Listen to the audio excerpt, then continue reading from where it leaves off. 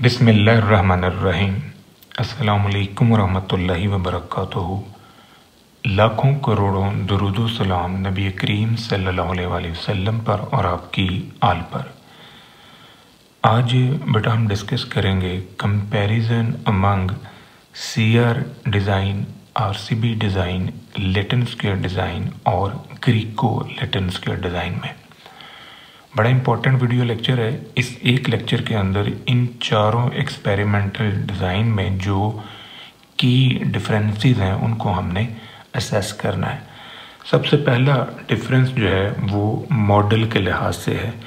जो हमारा completely randomised design है इसमें हम सिर्फ ट्रीटमेंट को स्टडी करते हैं, यानी हमारा वन फैक्टर जो है इन्वॉल्व होता है जिसे हम ट्रीटमेंट कहते हैं।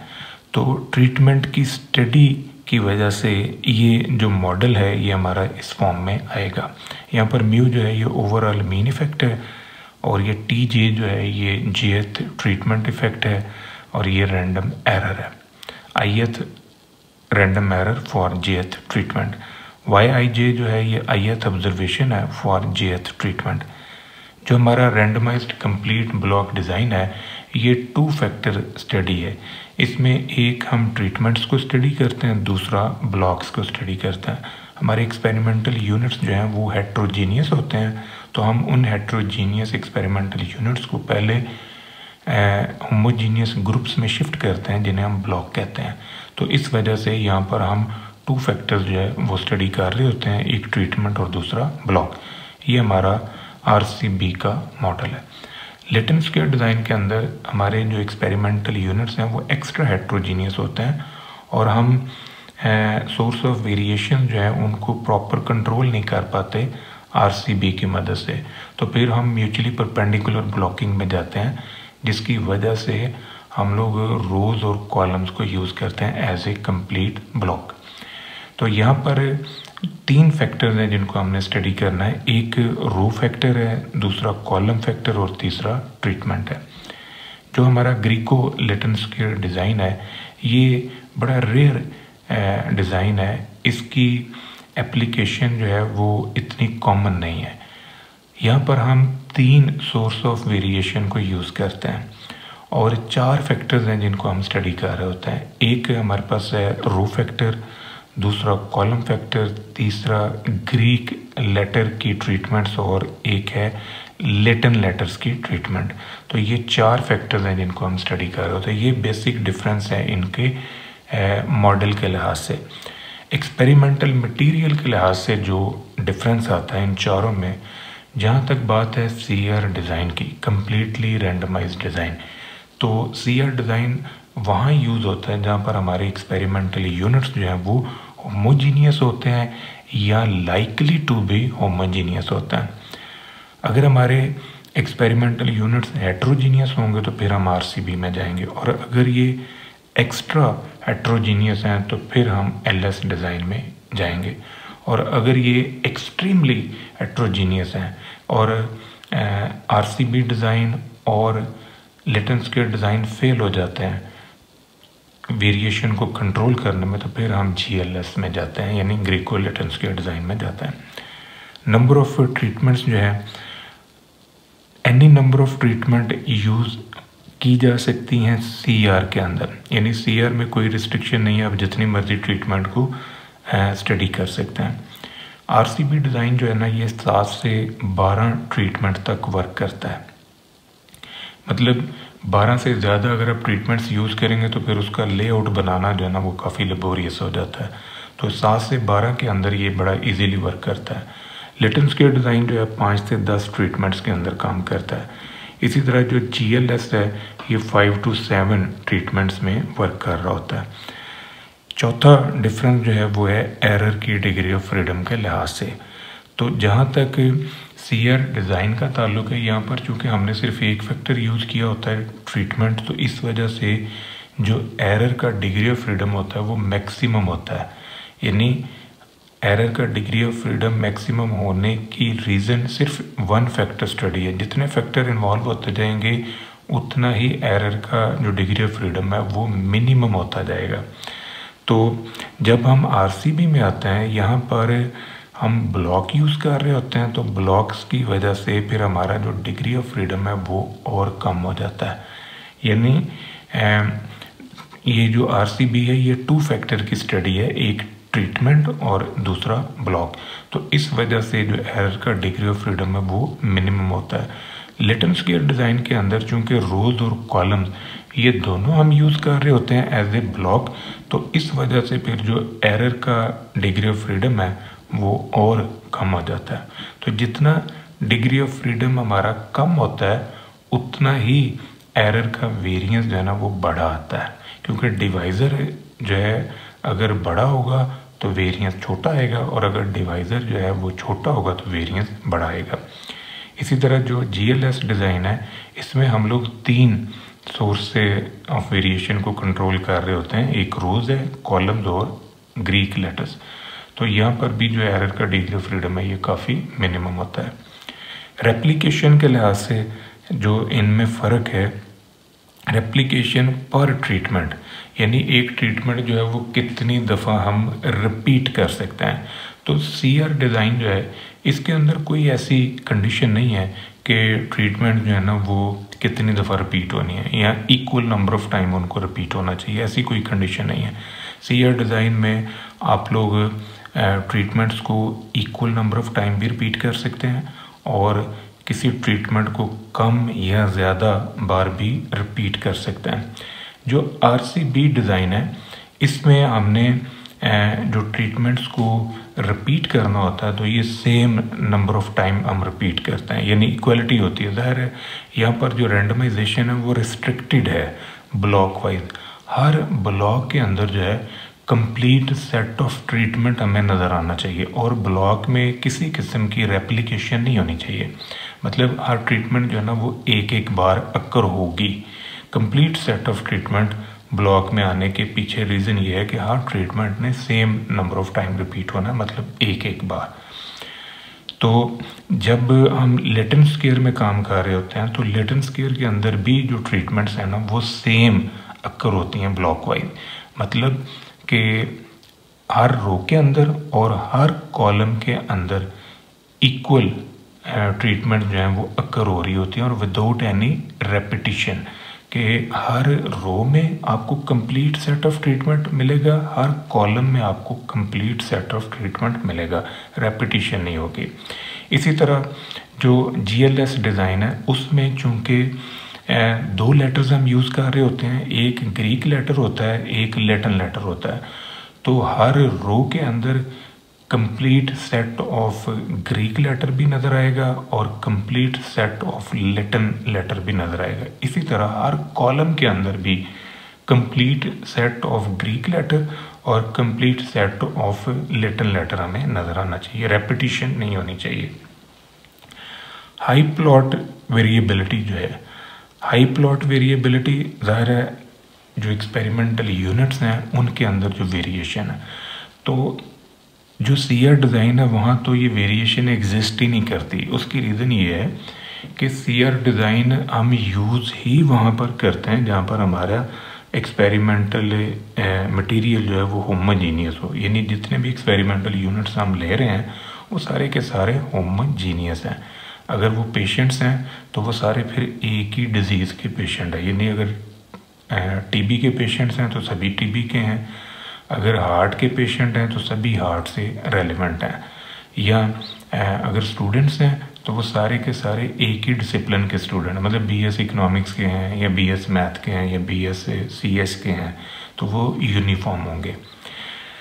जहाँ तक बात है RCB डिज़ाइन की, तो RCB डिज़ाइन के अंदर चूँकि हमारे जो एक्सपेरिमेंटल यूनिट्स हैं वो हेट्रोजीनियस होते हैं, तो वहाँ पर फिर हम उन्हें कंट्रोल करते हैं, यानी जो वेरिएशन है वो कंट्रोल होती है वन डायरेक्शन से। वन डायरेक्शन क्या है? ब्लॉक, कि आप अपने एक्सपेरिमेंटल यूनिट्स को ब्लॉक वाइज शिफ्ट कर लेते हो, होमोजीनियस ग्रुप्स में शिफ्ट करते हो, तो जो वेरिएशन है वो ब्लॉक वाइज फिर कंट्रोल हो जाती है। तो जो लेटेंट स्केयर डिज़ाइन है, लेटेंट स्केयर डिज़ाइन के अंदर चूँकि हमारे एक्सपेरिमेंटल यूनिट्स जो हैं वो एक्स्ट्रा हेट्रोजीनियस होते हैं, तो इस वजह से फिर वन वे जो ब्लॉकिंग है वो काफ़ी नहीं होती, फिर हम म्यूचुअली परपेंडिकुलर ब्लॉकिंग में चले जाते हैं। मतलब रोज़ और कॉलम के लिहाज से हम उस वेरिएशन को कंट्रोल कर रहे होते हैं। तो इस वजह से ये जो वेरिएशन है ये 2 डायरेक्शन से कंट्रोल होती है। जो GLS है, ग्रीको लेटन स्क्वायर, इसमें जो वेरिएशन है वो 3 डायरेक्शन से हम कंट्रोल कर रहे होते हैं, एक रोज़ के लिहाज से, एक कॉलम्स के लिहाज से और एक ग्रीक लेटर्स के लिहाज से। जहाँ तक बात है मिसिंग ऑब्जर्वेशन की, तो मिसिंग ऑब्जर्वेशन जो है सीआर डिज़ाइन के अंदर कोई इशू नहीं है। सीआर डिज़ाइन में अगर कोई वैल्यू मिसिंग है तो हम उसे एवेल्यूएट कर सकते हैं, उसकी कैलकुलेशन बड़ा इजीली हम कर सकते हैं। इसी तरह जो RCB डिज़ाइन है, RCB डिज़ाइन के अंदर भी हम मिसिंग वैल्यू को फाइंड कर लेते हैं, लेकिन कुछ एफिशिएंसी में कमी आ जाती है, एफिशिएंसी जो है वो किसी हद तक कम होती है। इसी तरह जो लेटन स्क्वायर डिज़ाइन है, इसके अंदर मिसिंग ऑब्जर्वेशन या सेवरल प्लॉट्स का मिस हो जाना ये काफ़ी एक नेगेटिव इम्प्रेशन जो है ना क्रिएट करता है। तो जो GLS डिज़ाइन है इसके अंदर तो ये बहुत ही ज़्यादा कॉम्प्लिकेटेड है कि मिसिंग ऑब्जर्वेशन को आप निकल तो आएगी डेफिनेटली, लेकिन उसमें जो कैलकुलेशन प्रोसेस है वो काफ़ी लेबोरियस होगा, कम्बरसम होगा उस कैलकुलेशन को कंट्रोल करने में एज़ कम्पेयर टू CR और RCB। जो लेआउट के लिहाज से इनमें डिफरेंसेस हैं।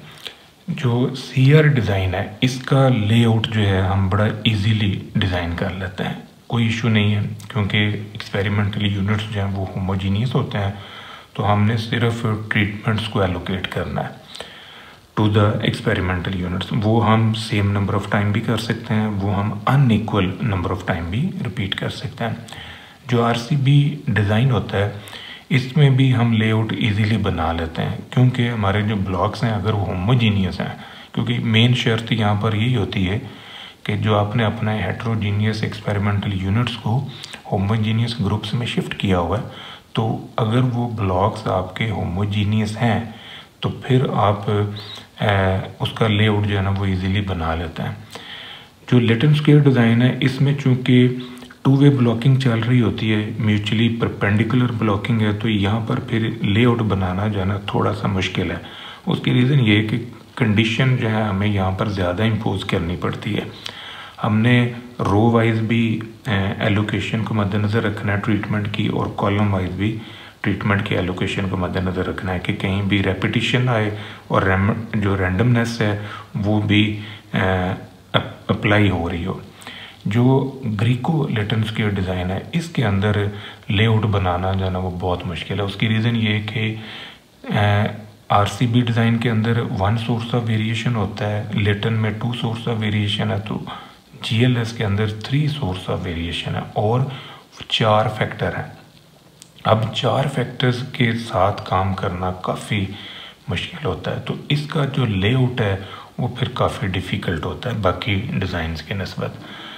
इसके बाद है जी एरर डिग्री ऑफ फ्रीडम। जो हमारा एरर का डिग्री ऑफ फ्रीडम है CR डिज़ाइन के अंदर उसका फार्मूला है K/n-1। यहाँ पर K जो है ये नंबर ऑफ ट्रीटमेंट्स है और N जो है ये नंबर ऑफ रेप्लिकेट्स हैं।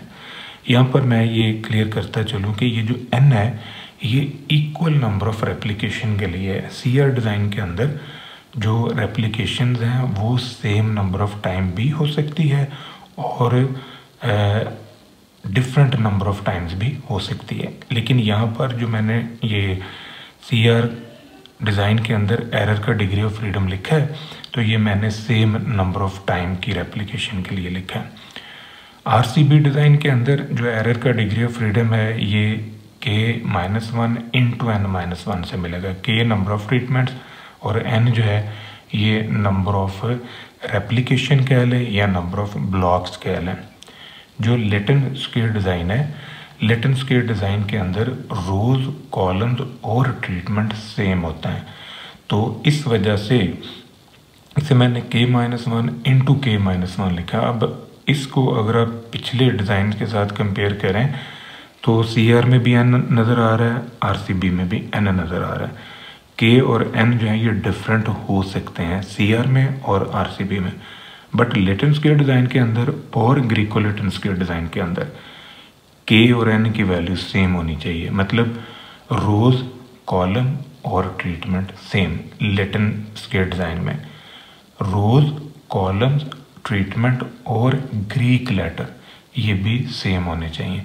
तो ये GLS डिज़ाइन के अंदर है। तो यहाँ पर जो एरर का डिग्री ऑफ फ्रीडम है ये K-1 इंटू K-3 से मिलेगा।